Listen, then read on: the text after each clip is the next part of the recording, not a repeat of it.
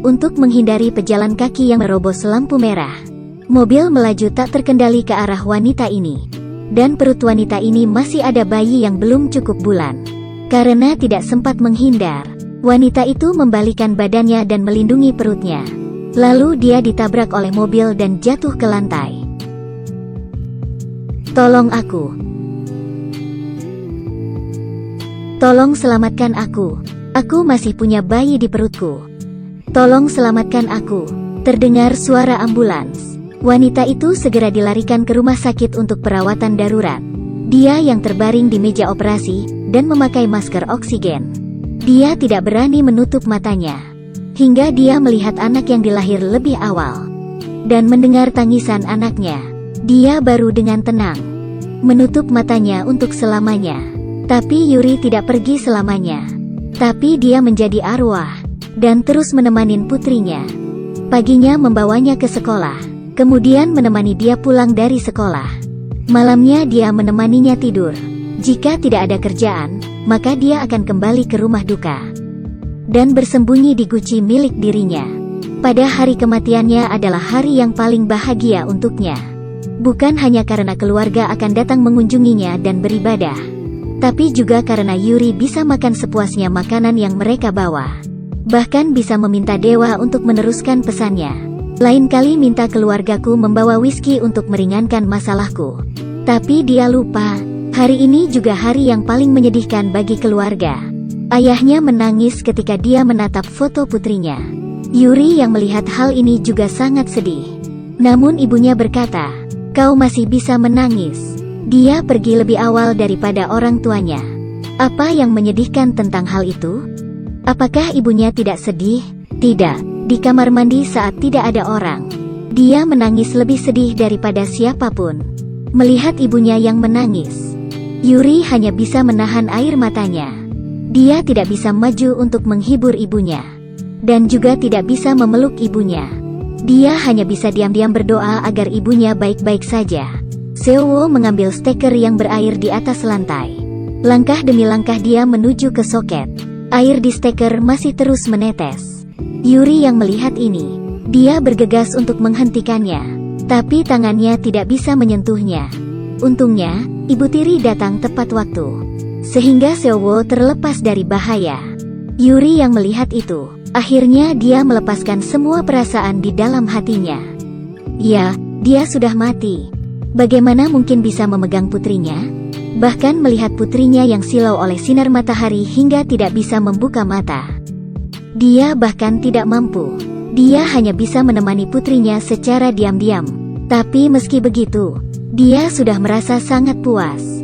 Dan hari ini saat Yuri menjemput Seo-woo pulang sekolah, tiba-tiba tersedot ke pohon oleh sebuah kekuatan.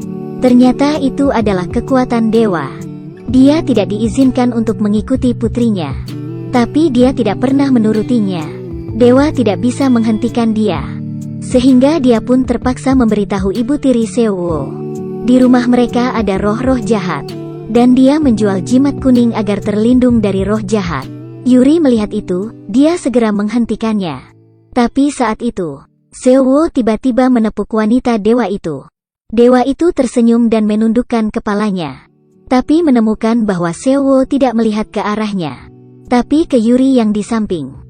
Apakah anak ini bisa melihat arwah? Saat dewa itu terpana, Yuri menggunakan kesempatan ini dan pulang bersama putrinya. Ketika sampai di rumah, dia menemukan roh tersembunyi di sini.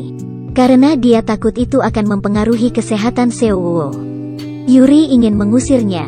Tapi roh itu berkata kepadanya, "Dia bisa melihat kita." Omong kosong. Yuri mengusir roh itu. Saat itu Seo-woo baru saja masuk. Saat melihat Yuri, dia tidak bereaksi sama sekali. Tapi saat dia akan menabrak Yuri,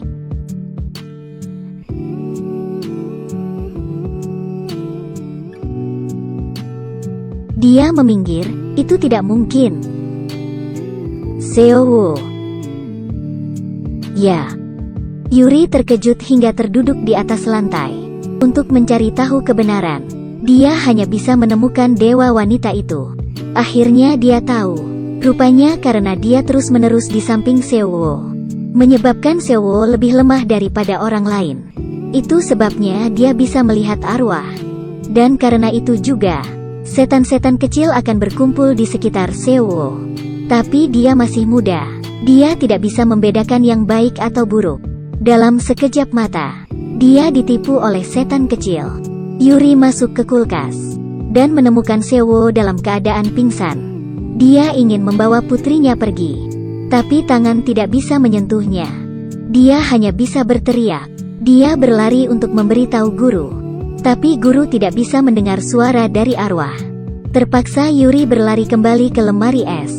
Dia menangis dengan cemas dan terus memanggil nama putrinya. Seowo. Seowo. Dan saat itu juga, kaki Seowo bergerak. Pintu kulkas ditendang hingga ada celah. Pada detik itu juga guru lewat di depan dan melihat kaki yang dari lemari es, sehingga dia bergegas mengendong Seowo keluar. Kemudian para guru mengantarnya ke rumah sakit. Untungnya, semuanya dalam keadaan aman. Tapi para guru merasa aneh. Anak-anak bahkan tidak tahu di mana dapur. Bagaimana bisa Seowo masuk ke lemari es dengan sendirinya? Tapi Yuri sangat jelas, karena sebelum dia menemukan Seowo, dia melihat setan kecil keluar dari lemari es. Seowo dibawa oleh setan kecil itu. Seowo bisa menarik perhatian arwah-arwah. Itu semua karena Yuri terus mengikutinya untuk waktu yang lama. Terpikir olehnya, dia hampir menyebabkan Seowo meninggal. Yuri terjatuh di lantai dan terus menangis. Kemudian dia berjalan di jalan dalam frustrasi. Melihat orang-orang di sekitar begitu bahagia. Muka mereka penuh dengan senyuman. Seperti dunia ini, hanya ada satu orang yang ditinggal sendirian. Yuri berjongkok di jalan dan sangat marah atas ketidakadilan sang kuasa. Dia hanya ingin melihat putrinya tumbuh dewasa. Apakah itu juga tidak boleh? Pada saat itu juga, langit tiba-tiba bersuara, disertai dengan kilat dan petir. Salju pun turun saat itu. Kemudian berubah menjadi es dan jatuh ke bawah. Orang di sekitar berlari menyelamatkan diri sendiri. Akhirnya, hanya Yuri yang tertinggal di tengah jalan. Tidak tahu berapa lama kemudian, kepingan salju jatuh di bahu Yuri. Tapi kali ini, salju perlahan-lahan mencair. Orang yang lewat juga mulai menghindari Yuri.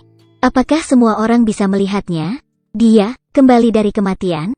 Yuri menghentikan orang yang lewat dan berulang kali bertanya. Kalian, bisakah melihatku? Dia benar-benar hidup. Yuri bergegas ke taman kanak-kanak.